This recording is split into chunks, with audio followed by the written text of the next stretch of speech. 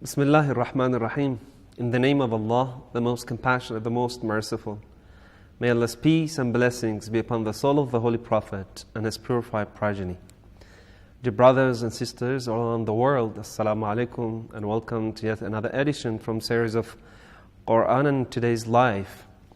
As you know, in these series of programs, we are in fact trying to carry some information, some training points from the Holy Book of Allah, that is Al-Quran. In our previous discussion, Hujjatul Islam Muhammadi helped us with his, in fact, useful information. And today, inshallah, he himself will be helping us. We have invited him to this program. Before starting our discussion concerning the issue of respecting parents from the viewpoint of the Holy Quran, I'd like to thank him for his accepting our invitation to this program. And say salam to him and have him, if he has any introductory remarks, please, with the viewers. Thank you very much. It's an honor to be here with you. And I would like to greet the dear viewers with Islamic greeting. Assalamu alaikum wa rahmatullahi wa barakatuh. Thank you very much. Hujjatul Islam Muhammadi, as you know, there are different important issues that have been discussed in the Holy Quran. Quite plenty that if we want to gain some information from each of them, it requires some, let's say, area of expertise and some experience in understanding the Islamic sciences. But one of the most important issues that has been emphasized by the Holy Quran is the issue of respecting parents. Before going to the depth of this discussion, I'd like to ask you concerning the importance of this issue from the viewpoint of the Holy Quran, because it's quite clear for every Muslim, even for the newcomers to Islam and those who just reach the age of puberty and start, practicing Islamic laws, they understand how important this issue is, because it has been emphasized a lot from the Holy Quran. Can you please tell us about the importance of this discussion and excellence of this discussion from the whole viewpoint of Quran? As you said, when we go to the Holy Quran, there are so many issues that are talked and taught in the Holy Quran, but we see that there are a couple of issues and topics that has been emphasized on more than others. For example, the Tawheed, the believing in oneness of Allah subhanahu wa ta'ala, is one of these issues. Or the hereafter, the believing hereafter and its characteristics, okay, the heaven, how is paradise, how is, for example, the hell. It is talked so many times in the Holy Quran. This emphasis in the Holy Quran shows that this subject or this topic is so important from Allah subhanahu wa ta'ala's perspective, okay, and point of view. One of these topics or issues is respecting parents or venerating parents. Why is it so? Why Allah subhanahu wa ta'ala has emphasized this much on venerating parents? We have some other family members, like, for example, wife and husband, and, for example, siblings between themselves. Why the relationship of, for example, wife and husband and siblings or others is not that much? Why is so?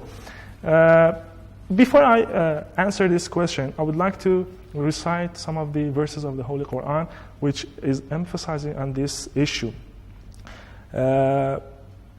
First of all, in Surah Maryam, verse number 32, Prophet Isa alayhi salam, when he's talking about the responsibilities Allah subhanahu wa ta'ala put on his shoulder, after naming salat, prayer, and zakat, almsgiving, he says, وَبَرًّا بِوَالِدَتِي وَلَمْ يَجْعَلْنِي جَبَّارًا شَقِيًّا, and to be good to my mother, and he has not made me self-willed and wretched.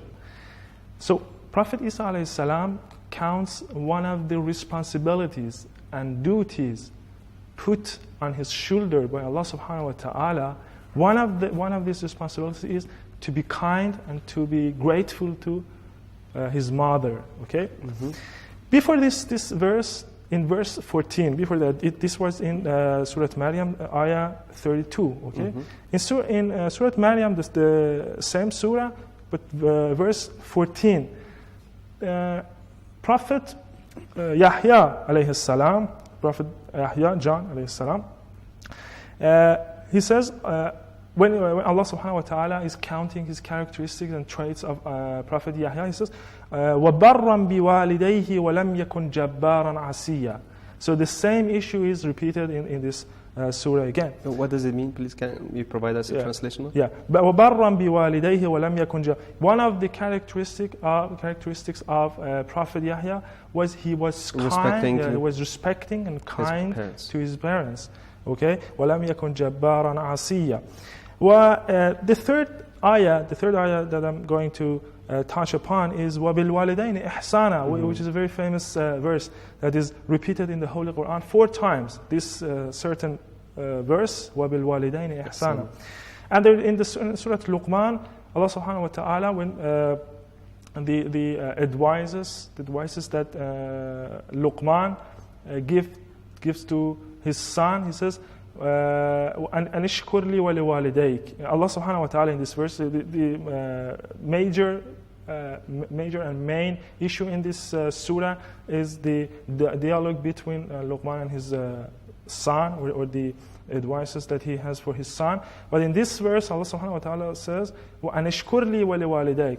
Allah subhanahu wa ta'ala orders us to be grateful before him and to the parents. So he put together the gratefulness to Allah subhanahu wa ta'ala, to himself, together, and next to the gratefulness of our two parents. Okay, so it shows that it's so important. There is so many verses. Does it mean that they are equal? It does not mean they are equal, even though there are some traditions with this in this regard. There is a tradition that I think it's Imam Sadiq alayhi salam. He says, the one who is grateful to his parents is grateful to Allah subhanahu wa ta'ala. Nice. Okay, because Allah subhanahu wa ta'ala. I will explain that. Why is it so important? Why is it so important that they are got together and they are next to each other, being grateful to Allah subhanahu wa ta'ala, and at the same time being grateful to parents. In other verses, there are some other verses.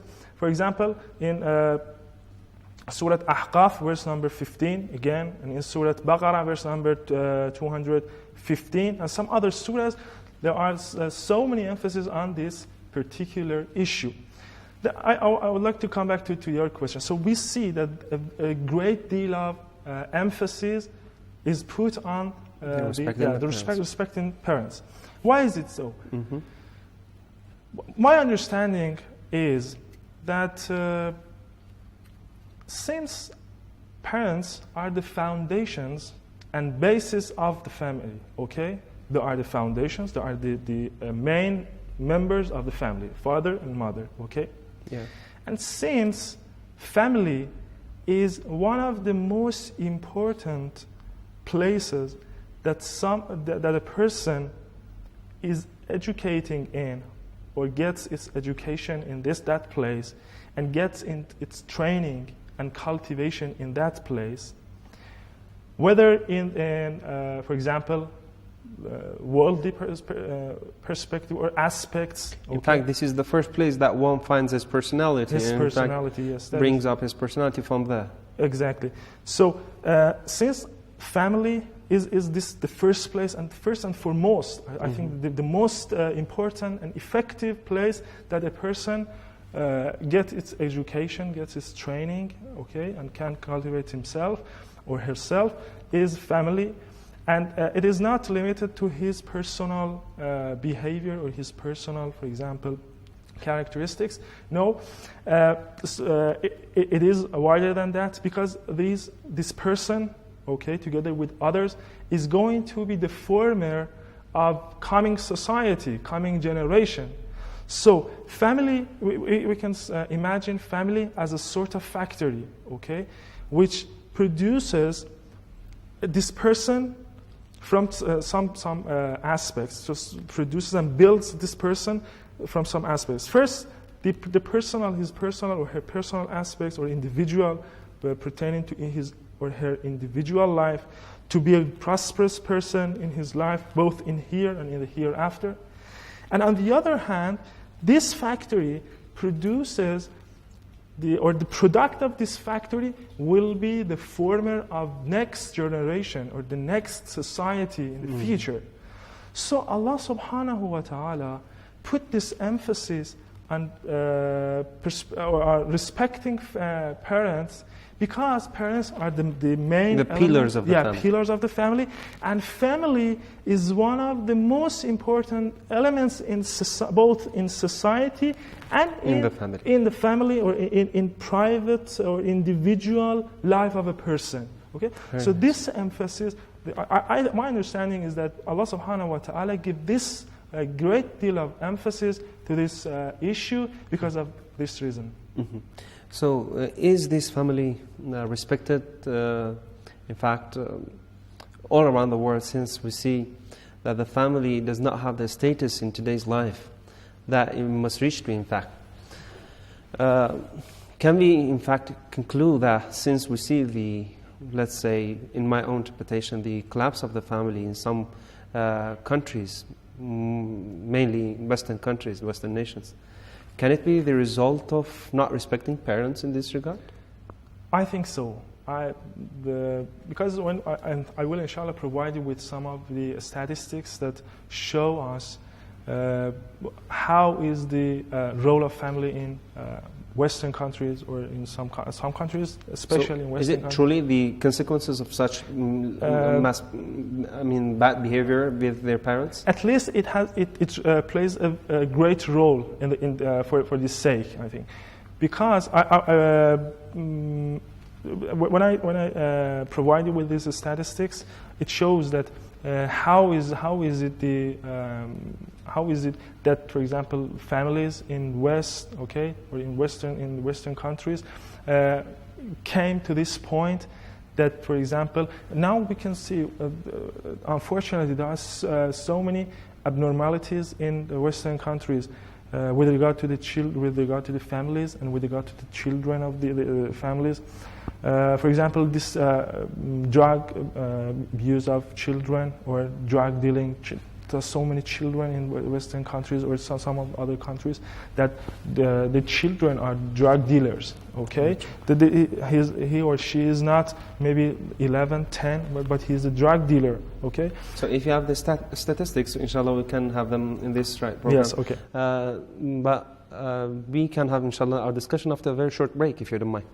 Dear viewers, stay with us. Inshallah, we'll be back after a very short break.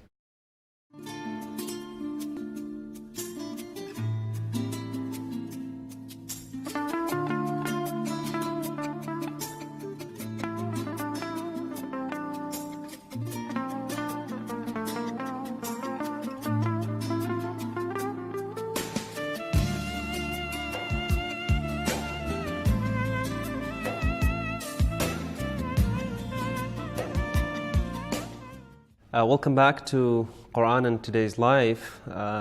As you know, we have been starting some programs on, in fact, grasping some information from the Holy Book of Allah, that is Al-Quran. Let's say Quran-based trainings, that which, inshallah, benefits us in our today's life.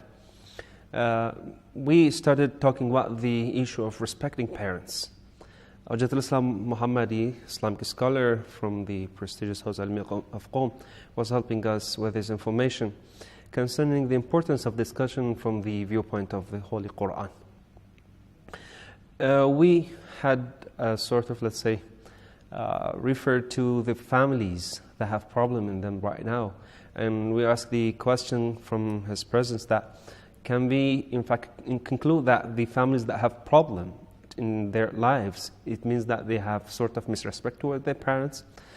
He, in some sort of way, in fact, approved our questions, but we are still waiting for his more information, because he said that inshallah he's going to provide us some information from the collapse of family in Western countries and some nations and societies which, in fact, we see misrespect towards the parents. Can you please elaborate on this issue also for us? Yeah. As I said, these abnormalities that we see in Western countries, which, if you will call it the collapse of family, I think the collapse of family has caused so many of these problems, because it is not the case that, for example, collapse of family just have some social effects on society, okay, or on the family itself or the surrounding society.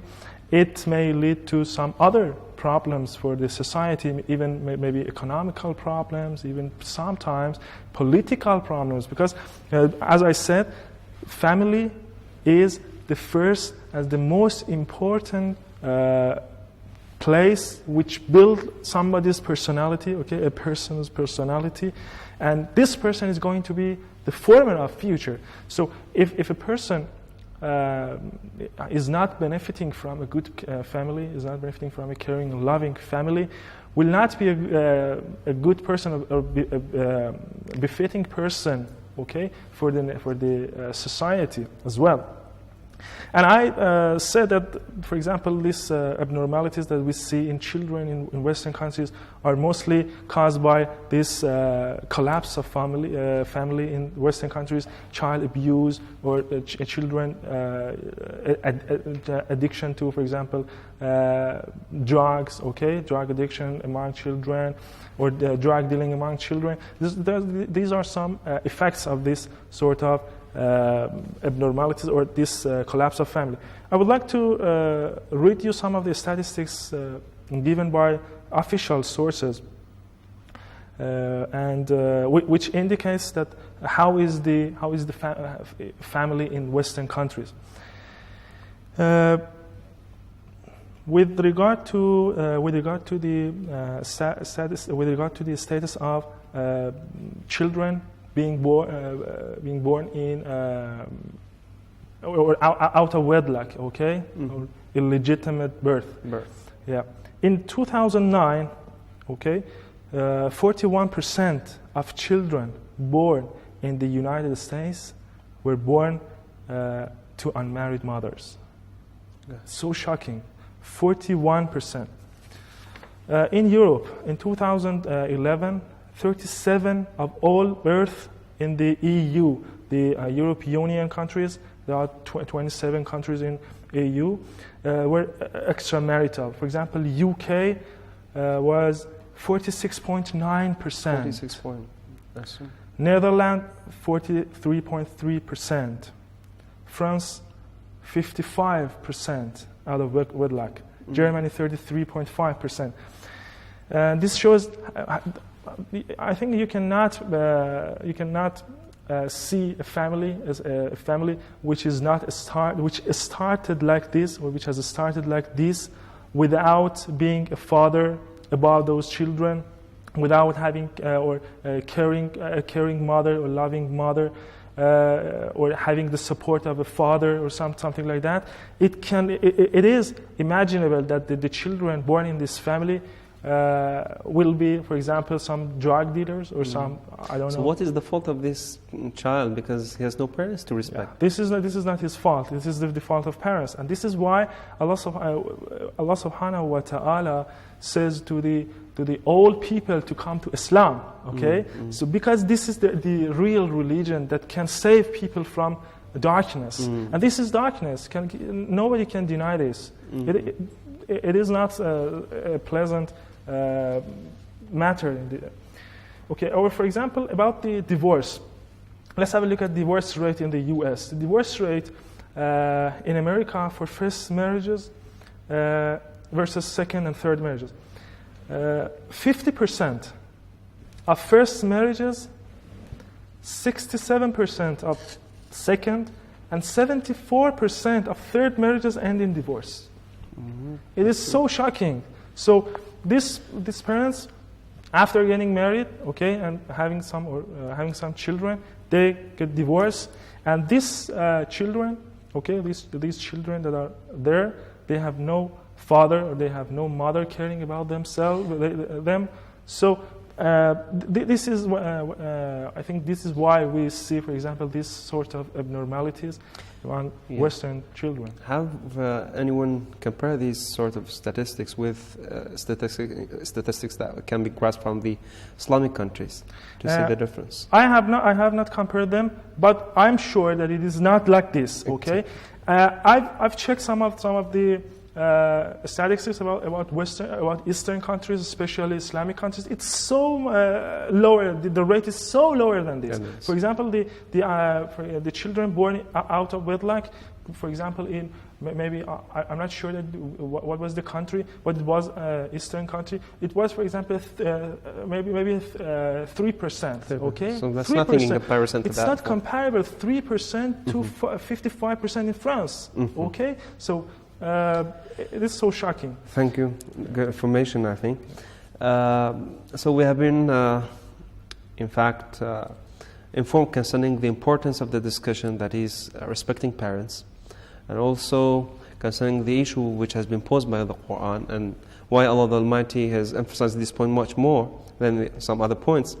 But now, we as children, what are our responsibilities towards our parents?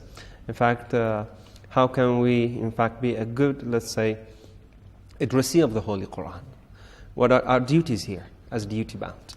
I would like to answer your question with these two beautiful verses of the Holy Quran that counts 5 duties and responsibilities on children's shoulder to their parents, towards the parents. And I read the verse and the translation, and then I go to the points and to the responsibilities counted in this. أعوذ بالله من الشيطان الرجيم, Surah Al-Isra, verse number 23.